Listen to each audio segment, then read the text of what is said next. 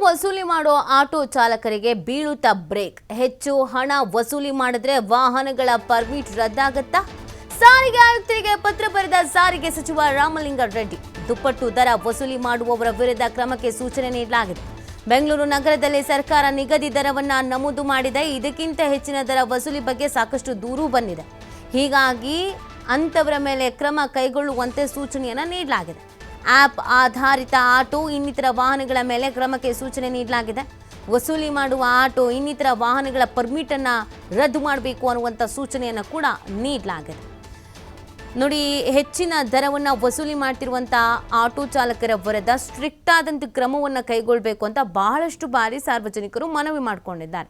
ದುಪ್ಪಟ್ಟು ಹಣವನ್ನು ವಸೂಲಿ ಮಾಡ್ತಾರೆ, ಹಗಲು ದರೋಡೆ ಮಾಡ್ತಾರೆ ಅನ್ನೋದೊಂದು ಗಂಭೀರವಾದಂಥ ಆರೋಪ ಇದೆ.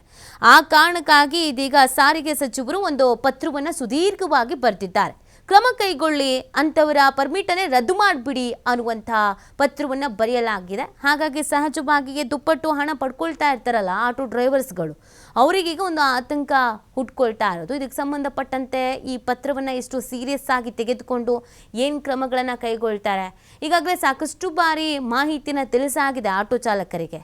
ಹೀಗೆ ಹಗಲು ದರೋಡೆಯನ್ನು ಮಾಡಬೇಡಿ, 1 to 2 ಹಣ ವಸೂಲಿ ಮಾಡಬೇಡಿ ಅಂತ ಸರ್ಕಾರ ಒಂದು ದರವನ್ನು ನಿಗದಿ ಮಾಡಿದೆ ಅಂತ ಅಂದಮೇಲೆ ಆ ಗೈಡ್ಲೈನ್ಸ್ನಲ್ಲೇ ಕಾರ್ಯನಿರ್ವಹಿಸಬೇಕಾಗತ್ತೆ.